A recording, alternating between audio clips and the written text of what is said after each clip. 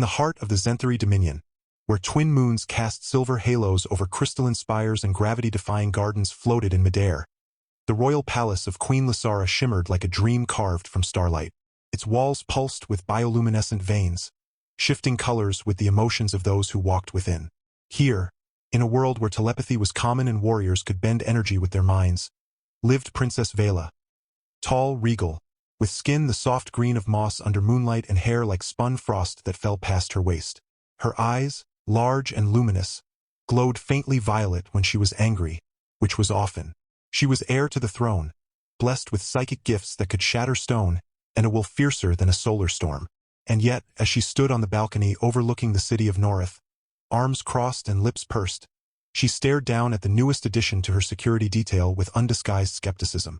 He was short, not comically so, but noticeably so beside the towering, armored Zenthari guards who moved like silent shadows through the halls. His name was Darnell, a human from Earth, a planet so backward, most Zenthari didn't even know it had achieved spaceflight.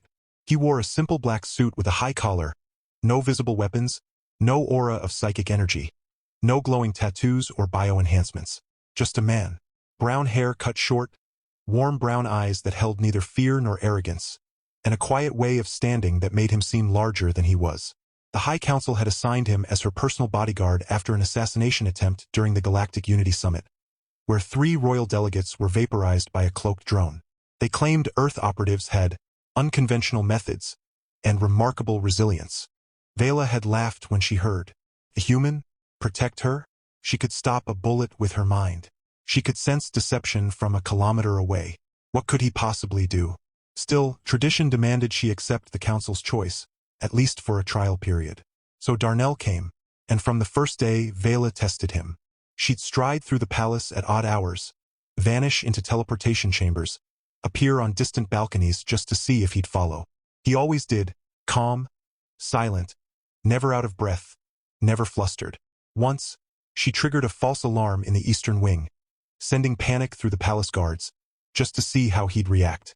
While others scrambled, Darnell simply leaned against a pillar near her private chambers, sipping tea from a porcelain cup. "False alarm," he said without looking up. The motion sensors were tripped by a maintenance drone. "You set it up, didn't you?" Vela froze. How could he know? She hadn't told anyone. He smiled slightly. "You have a habit of tapping your left foot when you're scheming." She scowled and walked away, but that night, she couldn't sleep. Not because of fear, but because she was curious. Days turned to weeks. Darnell was everywhere, yet never intrusive. He didn't hover. He didn't speak unless spoken to. He ate meals in silence, trained alone in the lower chambers with strange Earth equipment, ropes, weights, and something called a punching bag that he beat with rhythmic precision. The Zenthari guards mocked him behind his back, calling him the hairless ape, and betting on how long it would take for him to be replaced. But Darnell didn't care. He did his job. Watched, listened, anticipated. Then came the Festival of Twin Lights, when the moons aligned and the palace opened its gates to dignitaries from 100 worlds. The air buzzed with music, floating lanterns, and the scent of blooming night orchids. Vela wore a gown of liquid silver that shifted with her movements, her crown a delicate web of star metal and living crystal. She walked through the grand hall, greeting ambassadors, diplomats, and warlords, all while Darnell stayed 10 paces behind, hands clasped behind his back, eyes scanning the crowd like a hawk. She pretended not to notice him, but she could feel his presence like a steady heartbeat in the chaos. That night, during the ceremonial lighting of the sky flame, disaster struck. A burst of energy erupted from the upper gallery. A masked figure in black armor fired a plasma pulse directly at Vela. The crowd screamed. Guards raised shields. But the shot was too fast, too precise, and aimed not to wound but to kill. Vela raised her hands, summoning a psychic barrier, but the blast was already upon her. Then he moved. Darnell didn't shout, didn't hesitate. In a blur, he lunged forward, shoving Vela aside with surprising strength and throwing himself into the path of the blast. The plasma struck him square in the chest. There was a flash, a scream from the crowd, and then silence. Vela hit the floor hard, gasping. Her mind reeled. She looked up and saw Darnell on his knees, smoke rising from his suit. The fabric burned away over his chest. But he was alive. His eyes locked onto hers, calm, focused. "You okay?" he asked, voice rough but steady. Before she could answer, he turned and charged the assassin. The Zenthari guards were still recovering, but Darnell was already moving, leaping up the gallery steps two at a time, dodging energy bolts with impossible agility. He didn't have psychic powers. He didn't have a weapon, but what he had was speed, timing, and a mind that calculated every move 3 steps ahead. He closed the distance, ducked under a swinging blade, grabbed the assassin's wrist, twisted, and with a sharp crack, disarmed him. A single punch to the jaw dropped the armored figure like a stone. Darnell yanked off the mask. It was Lord Creven, a noble from the outer colonies who had long opposed the royal family's peace initiatives. The man snarled, but Darnell just cuffed him with a pair of magnetic restraints pulled from his belt and radioed for backup as if he'd done it 1,000 times. The palace erupted in chaos. Medics rushed to Darnell, but he waved them off. "Just a burn," he said, wincing as he peeled away the ruined fabric. Underneath, a sleek, flexible armor suit glowed faintly blue, some kind of personal shield, now cracked and smoking. Vela stared at him, her heart pounding. She had felt the heat of that blast. It would have killed her instantly, and he had taken it for her, without hesitation, without fear. You could have died," she whispered, stepping forward. Darnell looked up, his face smudged with soot, one eye already swelling. "Yeah," he said simply, "but I didn't." That night, Vela couldn't stop thinking about him. She visited the medical wing where he sat on a bed, shirt off, as a Zenthari healer applied a regenerative gel to his chest. The injury was severe, 3rd-degree burns over half his torso, but he was already healing faster than any human should. "Enhanced physiology?" she asked, trying to sound casual. "Not really," he said, wincing as the gel stung. "Just good genes, good training, and a stubborn streak a mile wide." She frowned. "You didn't have to do that. I could have blocked it." "Maybe," he said, meeting her eyes, "but you hesitated, just for a second. And in that second, people die. I wasn't going to let that happen." She didn't know what to say. No one had ever spoken to her like that. Not as a princess, not as a warrior, but as someone who could fail. And yet, this human, this quiet, unassuming man had seen it, and protected her anyway. Over the next few weeks, something shifted. Vela still tested him, sending him on impossible errands, setting traps in the training rooms, even attempting to read his mind during a diplomatic dinner. But Darnell always passed. He never lied. He never flinched under her psychic probes. His thoughts were quiet, focused, like a still pond. She couldn't read him well, which both frustrated and fascinated her. One night, during a rare moment of peace in the palace gardens, she found him sitting by the fountain, watching the floating lilies drift on the water. "You're not like the others," she said, sitting beside him. "Which others?" he asked, not looking up. "The warriors, the soldiers, the bodyguards. They all want something from me. Power, favor, place in history. But you don't seem to want anything." Darnell smiled faintly. "I want you to stay alive. That's enough." She studied him. "Why? You don't even know me." "I know enough," he said. "You're strong. You're smart. You care about your people even if you pretend not to. And you're stuck in a world that expects you to be perfect. I don't expect that. I just expect you to be safe." She looked away, her chest tight. No one had ever seen her like that. Not even her mother. She wanted to say something meaningful. But instead, she laughed. "You're ridiculous. A tiny human with no powers, no magic, no telepathy. And you think you can protect me?" He turned to her, his eyes warm. "I already have." She didn't argue. And for the first time, she didn't want to. Then came the attack on the sky convoy. The royal transport, a floating vessel shaped like a crescent moon, was en route to the planet Viral to sign a peace treaty with the nomadic sky clans. Vela was aboard, along with diplomats, scientists, and a full escort of Zenthari warships. Darnell stood at the rear of the main chamber, arms crossed, watching the stars blur past the viewports. The journey had been smooth, too smooth. Then the alarms blared. An entire fleet of black, jagged ships emerged from hyperspace, surrounding the convoy like vultures. Pirate clans, known as the Void Reavers, had been thought extinct for decades. Now they attacked with terrifying precision. Energy beams sliced through the escort ships. Boarding pods latched onto the royal vessel. The lights flickered. The gravity wavered. Vela ordered the crew to initiate emergency protocols, but the Reavers were already inside. Darnell sprang into action. While Zenthari guards fired energy rifles and used telekinesis to hurl enemies back, Darnell moved like a shadow.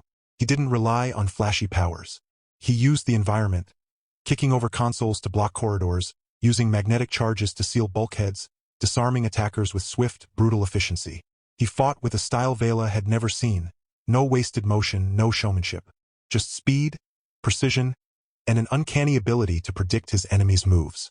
In the central chamber, Vela faced 3 Reavers at once, her psychic blades flaring as she deflected energy shots. But they were fast, enhanced with cybernetic implants, and they closed in. One lunged with a plasma dagger. She raised her hand, but her powers flickered. She was exhausted from using them all day. The blade came down, and Darnell was there. He tackled the attacker sideways, rolling with the momentum, then slammed the man's head into the wall. The second Reaver fired. Darnell yanked Vela down as the shot seared the air above them. He pulled a small device from his belt, a sonic pulse emitter, and activated it. The high-frequency blast disoriented the attackers, giving Vela the opening she needed. She unleashed a psychic shockwave, throwing the remaining Reavers across the room. Breathing hard, she turned to Darnell. "How did you know that would work?" "Sonic frequencies disrupt cybernetic neural links," he said, helping her up. "Learned it from a guy on Mars." She blinked. Mars. Long story. They sealed the chamber and regrouped. But the Reavers weren't done. Their leader, a hulking brute named Gorvax with a face like cracked obsidian, breached the bridge. He disabled the pilots, took control of the ship, and redirected it toward a nearby gas giant. "If I can't have the princess," he roared over the intercom, "then no one will." Vela's blood ran cold. The ship was being pulled into the planet's gravity well. Escape pods were damaged. They had minutes. Darnell didn't panic. He studied the control panel, then pulled out a small data spike from his sleeve. "I've been downloading the ship schematics since we boarded," he said. "There's a manual override in the engine core. If I can reach it, I can reverse the thrusters." "It's on the other side of the ship," Vela said, "and it's crawling with Reavers. Then I'll have to be faster than they are." She grabbed his arm. "You can't go alone." He looked at her. "Someone has to stay and protect you." Her heart ached. "What if you don't make it?" He smiled just a little. "Then you'll have to find a new bodyguard. But I'd rather not make you go through the trouble." And with that, he was gone. Vela waited, pacing.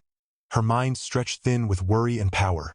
She could feel him, his presence, faint but steady, moving through the ship like a pulse. She sent out psychic feelers, warning him of ambushes, guiding him through dark corridors. Once, she sensed danger just in time. He ducked as a plasma bolt scorched the wall where his head had been. Another time, she felt him fall, then rise again, blood dripping from a gash on his temple. But he kept going. Finally, he reached the engine core. The chamber was massive, filled with swirling energy currents and glowing conduits. Gorvax was there, waiting. "The little human," he sneered. "You think you can stop me?" Darnell didn't answer. He charged. The fight was brutal.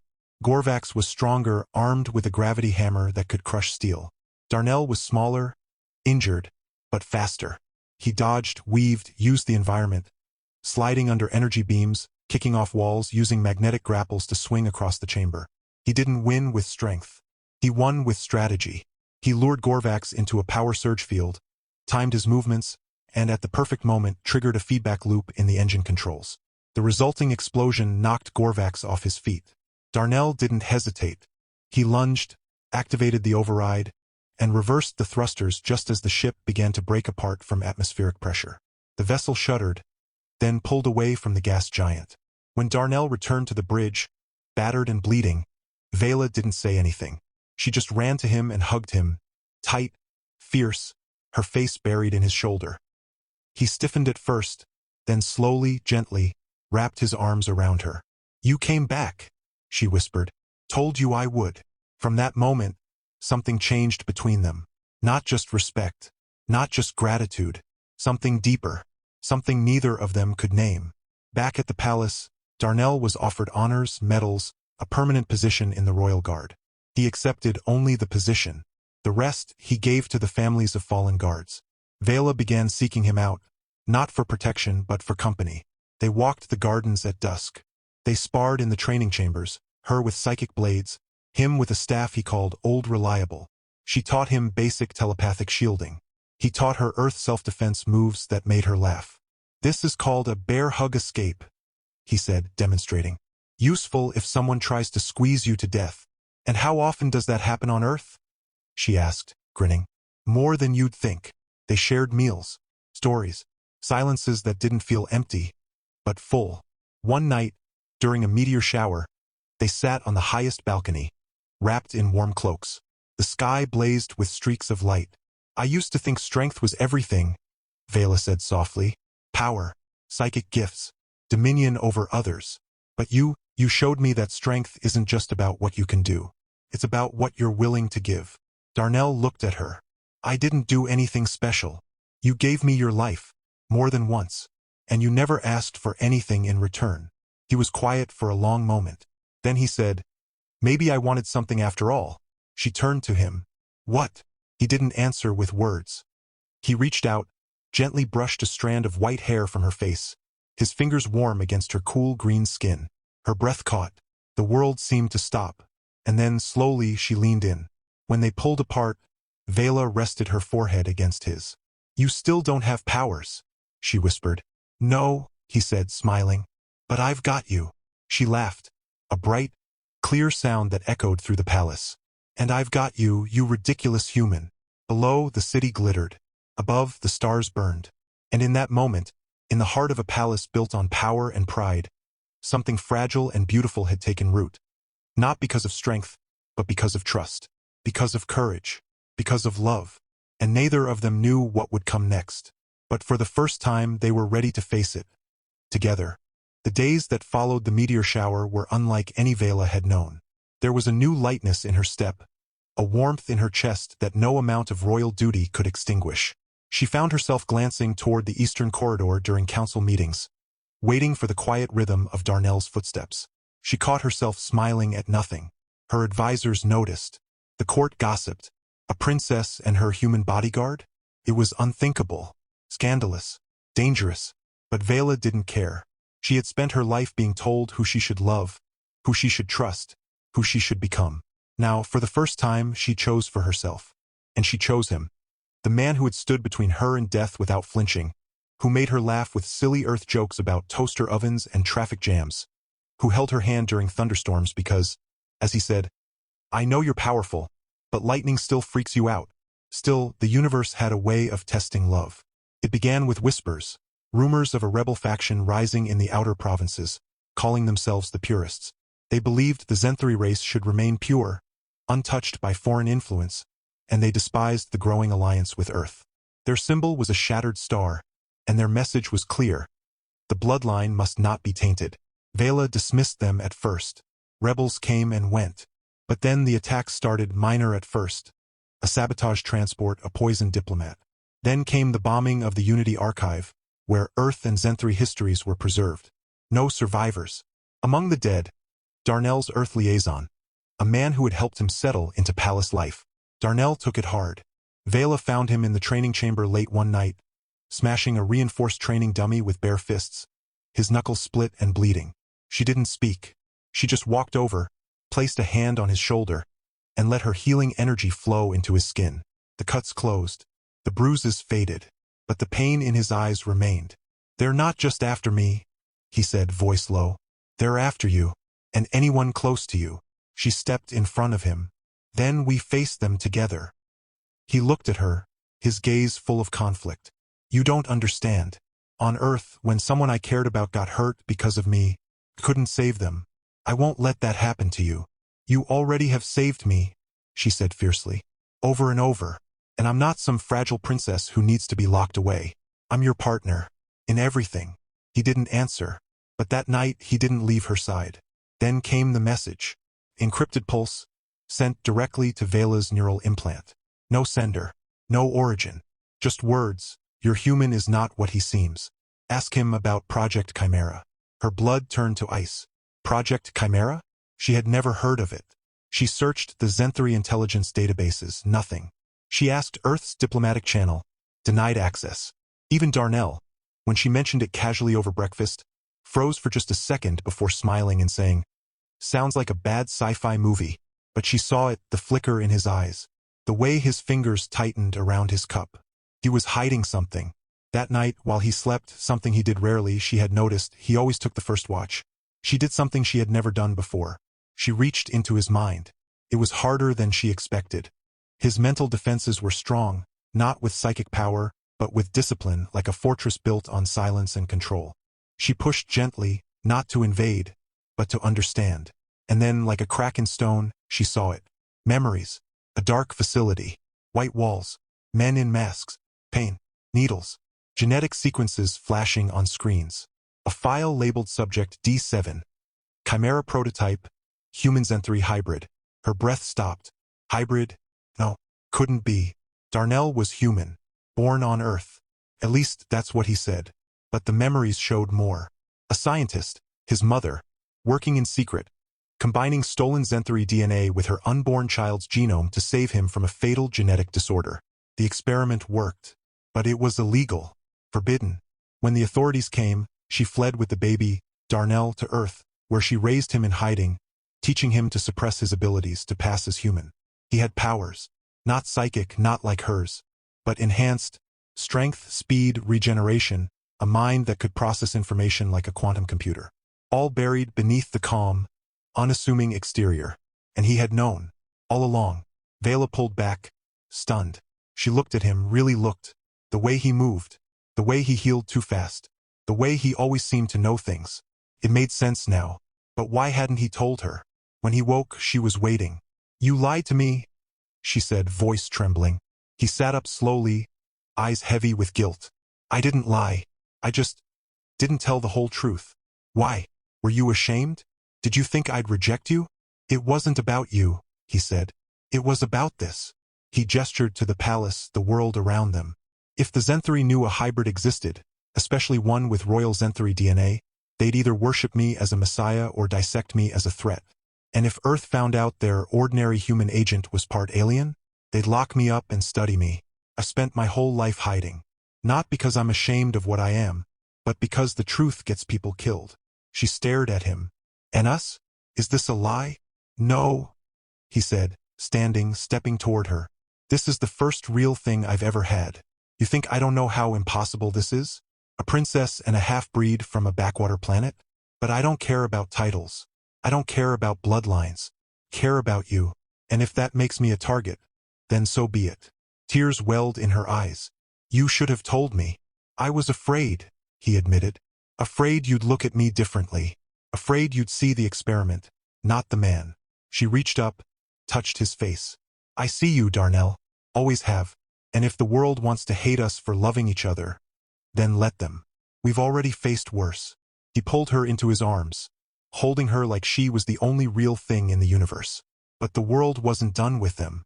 The purists struck again, this time at the Royal Blood Archive, where the genetic lineage of the Zen3 royal family was stored. They didn't steal anything. They replaced something. A sample of Vela's DNA was swapped with a corrupted sequence, one that would trigger a deadly autoimmune reaction if she ever underwent a royal bonding ritual, the sacred union required for her to claim the throne. The doctors confirmed it. If she didn't undergo the ritual within 6 months, her body would begin to reject her own cells. She would die. Vela was devastated. The bonding ritual required a partner of pure Zen3 blood. Darnell, even with Zen3 DNA, was not considered pure. The High Council forbade it. Tradition demanded it. "You have to choose," her mother, Queen Lysara, said gently. "A consort of noble birth. Someone who can give you an heir. Someone acceptable." Vela clenched her fists. "I love Darnell. And love is a luxury a queen cannot afford." That night, Darnell made a decision. He disappeared. No note, no trace, just gone. The palace searched. Vela used every psychic resource, every tracker, every ally. Nothing. It was as if he had vanished from existence. Days passed, then weeks.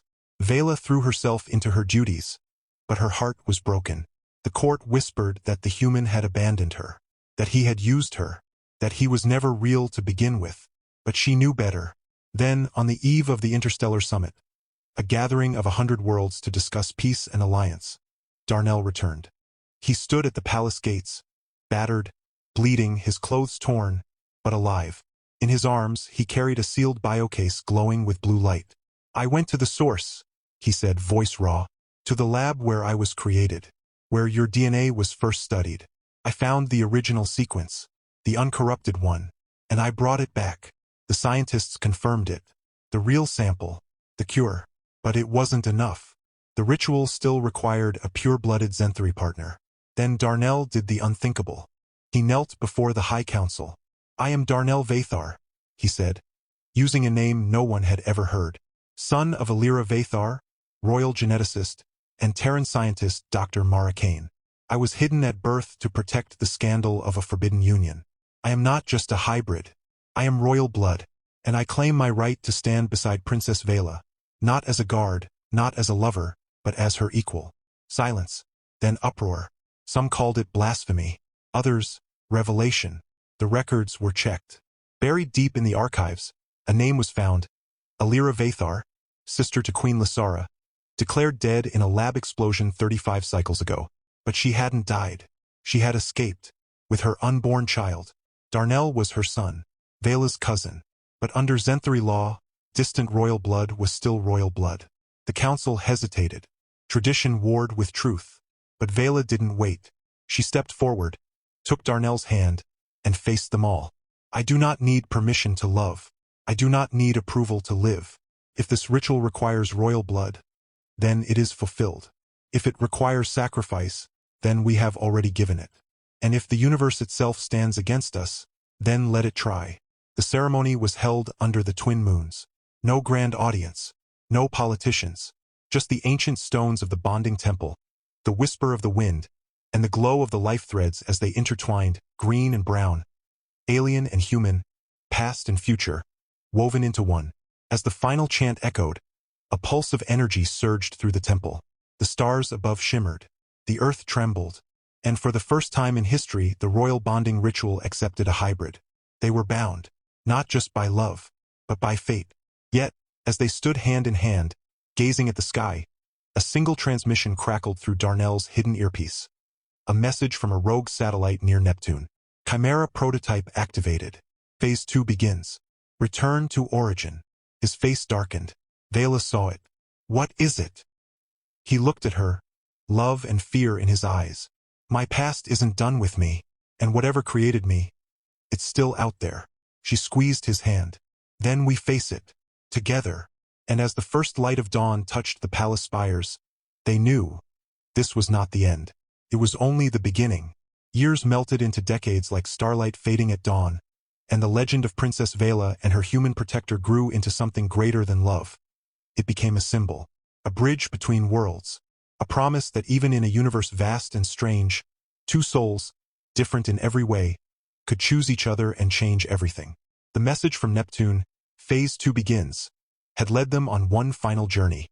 Together, they followed the signal to a derelict space station orbiting a dead star, where the truth of Project Chimera was buried beneath layers of ice and silence. There, they found not an army, not a weapon, but a cryogenic vault containing hundreds of dormant embryos. Other hybrids, created in secret, meant to be awakened and controlled. The mastermind behind it all was long gone, consumed by his own ambition, but the legacy of his madness remained. Darnell and Vela didn't destroy the vault. They freed it. With the help of Zenthri scientists and Earth's ethical bioengineers, they raised the dormant children, not as weapons but as people, as brothers and sisters, as a new generation born of two worlds, raised in peace, taught to honor both their strengths and their differences. They called them the Dawnborn, and they thrived. But for Darnell and Vela, the greatest adventure wasn't saving the galaxy or rewriting history. It was building a home. They married beneath the twin moons in a ceremony that united Earth and Zenthri traditions. A quiet vow spoken on a hilltop garden, surrounded by floating lanterns and the laughter of friends. He wore a suit of black and silver, lined with earth silk. She wore a gown woven from living starflowers that bloomed brighter with her joy. There were no grand speeches, no political alliances. Only the words they whispered to each other. "I choose you, today, tomorrow, always."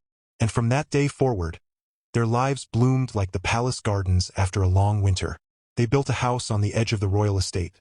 A modest, sunlit home with wide windows, a garden full of earth roses and Zenthri skyvines. and a porch where Darnell would sit every evening, watching the stars with a cup of tea in hand. Vela, once a princess bound by duty, now moved through life with a softness she never knew she had. She taught their children how to use their minds to lift leaves, to calm storms, to speak without words. Darnell taught them how to ride bikes, how to make pancakes, how to laugh at their own mistakes. And what a lively bunch they were. First came Lyra, her skin a gentle olive green, her hair a wild mix of white and brown curls, her laughter like wind chimes. Then came Kalen, a boy with Darnell's warm eyes and Vela's fierce spirit, who could run faster than any child should. Then twins, Mira and Tuvin, born during a meteor shower, one quiet and thoughtful, the other always getting into trouble. Then little Nessa, the baby, with glowing violet eyes and a habit of making flowers bloom just by touching them. Their home was never quiet. There were spilled drinks, broken vases, midnight races through the halls, and arguments over who got to ride the hoverbike first. There were scraped knees healed with a mother's touch, bedtime stories told in 2 languages, and lullabies sung by a father who never grew tired of the sound of his children's breathing. Darnell never stopped being a protector. But now, his battlefield was bedtime stories and schoolyard bullies. His armor was a father's love. His strength, the patience to listen, to guide, to hold a crying child in the dark. Vela, once feared for her power, became known across the Dominion as the queen who walked among her people, who knelt to speak to children, who laughed loudly and loved fiercely. She ruled with wisdom, but she lived with joy.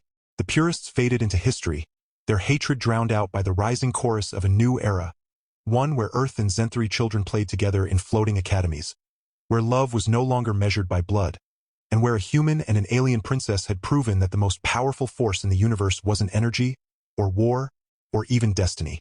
It was choice. On the 50th anniversary of their bonding, the entire Dominion celebrated. The palace glowed with light. The skies danced with fireworks shaped like intertwined stars. Their children, now grown, stood beside them, some with families of their own, some exploring distant worlds, all carrying the legacy of 2 people who had dared to love against all odds. That night, under the same twin moons where they had first kissed, Darnell and Vela sat on their porch, wrapped in a shared blanket, hands entwined. "You ever think," he said, smiling, "that the girl who once said, 'You sure you can protect me, human?' would end up with 10 grandkids and a husband who still burns toast every morning?" She laughed, leaning her head on his shoulder. "I didn't just end up with that, love. I chose it. Every single day." He kissed her forehead. "Best choice I ever made, too." Above them, the stars shimmered like promises. The wind carried the sound of distant music, of children playing, of life continuing, growing, thriving. And in that quiet moment, surrounded by love that had weathered storms and defied fate, they knew this was not just a happy ending. It was the peace they had fought for, the future they had built, the life they had earned, together,